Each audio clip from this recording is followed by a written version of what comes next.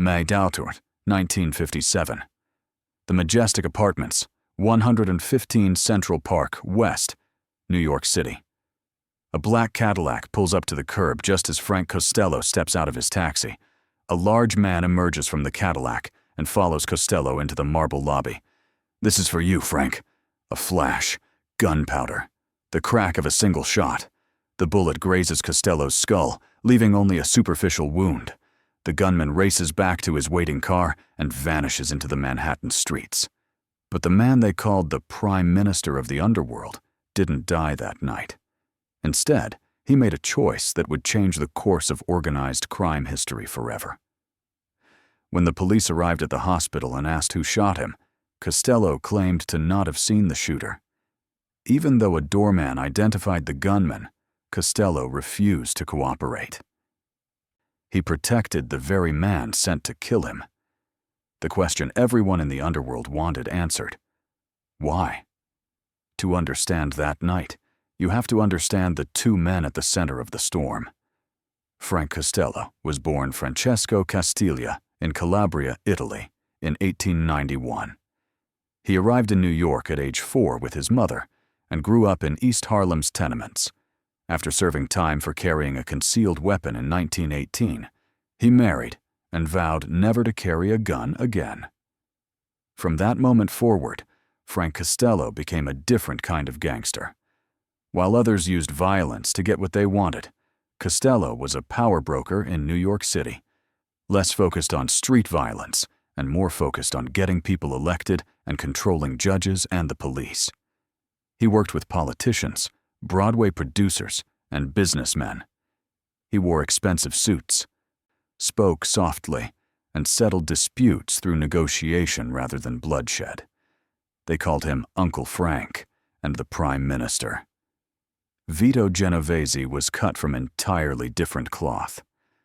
Born 6 years after Costello in Naples, Genovese came to New York when he was 15 years old. While Costello had forsaken carrying a gun, the same wasn't true for the violently ambitious Genovese. He understood only one language: violence. A glare from Genovese's dark eyes from beneath bushy eyebrows intimidated the bravest mafioso. Both men rose together through the ranks of organized crime during Prohibition, working alongside Lucky Luciano.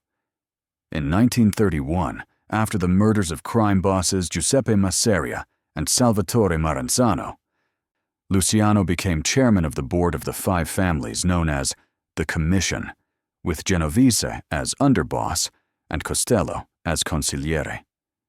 But in 1936, everything changed. Luciano was convicted of running a prostitution ring and sentenced to 30 to 50 years in prison. Genovese briefly became acting boss, but in 1937, he fled to Italy to avoid prosecution for a 1934 murder. Luciano gave the reins to Costello instead of Genovese, because Costello's entrenchment with the Democratic Party, conciliatory manner, and legitimate interests made him a good choice for the role. So long as Costello was around, Genovese had a sense of inferiority. When Genovese returned to the United States in 1945, he expected to reclaim his throne. But Costello had other plans. For over 10 years, the two men circled each other like wolves. Their rivalry intensified in the 1950s, primarily due to their differing approaches to organized crime. Costello favored diplomatic relations with politicians, while Genovese preferred intimidation and violence. By 1957, Genovese had run out of patience. The shooter was Vincent the Chin Gigante, a massive young enforcer who had become the protege of Vito Genovese.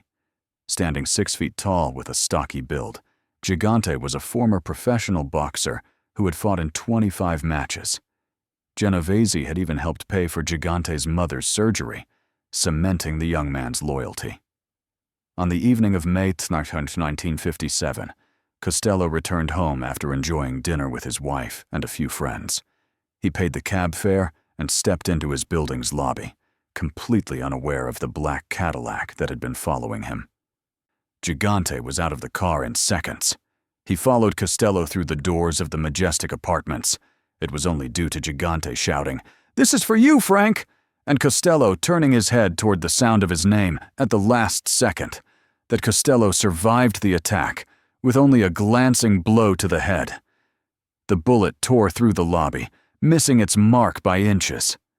Costello crumpled to a leather couch, bleeding, as Gigante sprinted back to his waiting car and disappeared. Costello was rushed to the hospital, where doctors treated what turned out to be a minor scalp wound. But when investigators went through his pockets, they found something unexpected. A note reading, "Gross casino win as of 4/27/57, 6/284," revealing Costello's hidden interest in the Tropicana Hotel Casino on the Las Vegas Strip. The assassination attempt had accidentally exposed Costello's illegal gambling empire. But the real shock came when the police questioned him. A doorman had identified Gigante as the gunman. 66 detectives were put on the case. Gigante was arrested and charged with attempted murder. In 1958, Costello testified that he was unable to recognize his assailant, and Gigante was acquitted. According to reporters in the courtroom, following Gigante's acquittal, he was overheard saying to Costello, "Thanks, Frank." Frank Costello had protected the man who tried to kill him. He had honored omerta, the code of silence, even when it meant letting his would-be murderer walk free.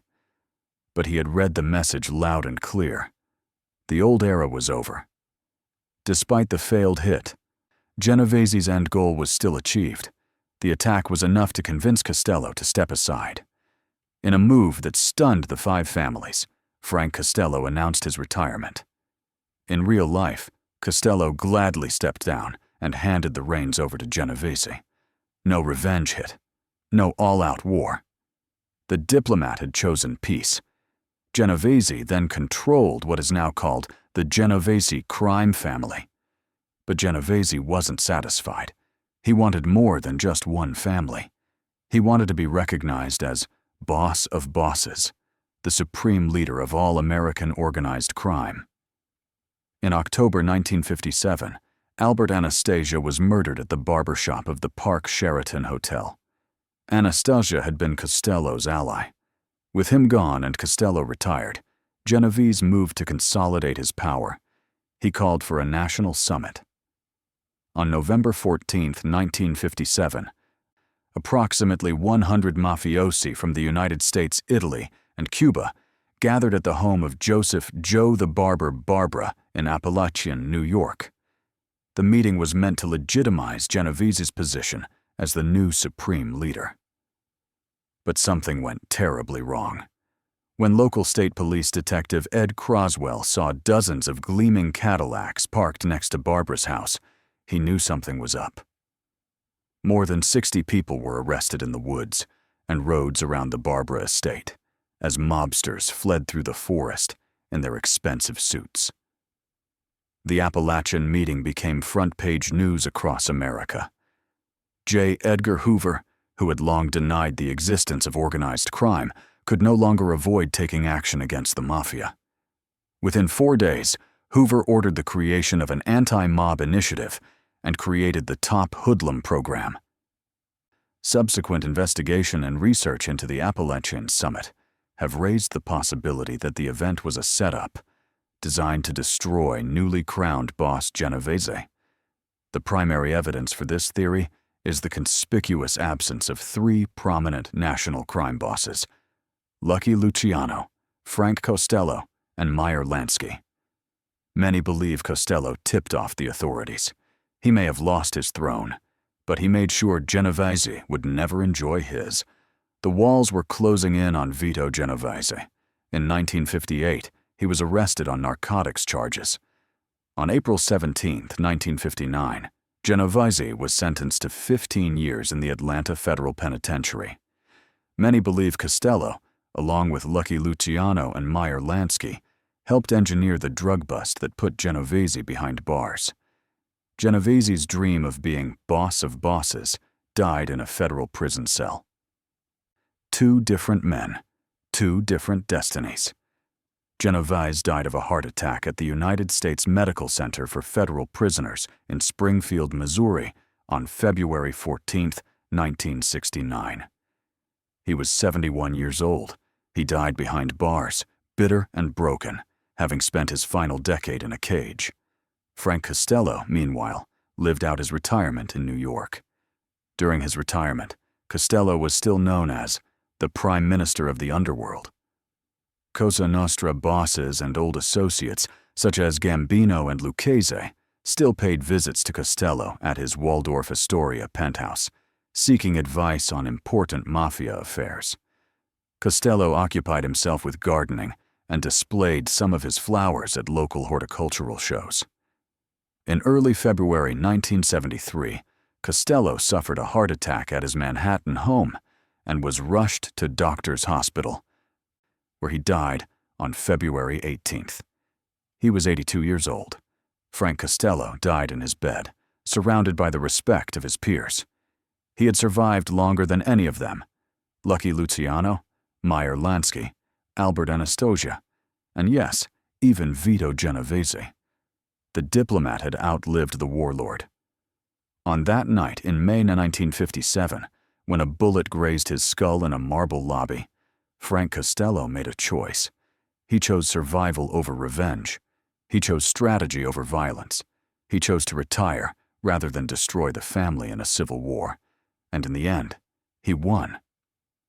The Genovese crime family that bears Vito's name today stands as a monument to the man who took it by force.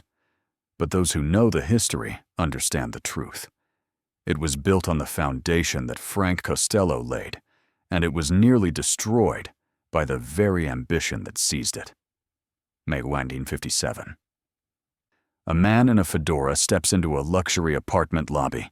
A voice calls out. A shot rings out. But the Prime Minister of the Underworld doesn't die. He does something much more dangerous. He walks away.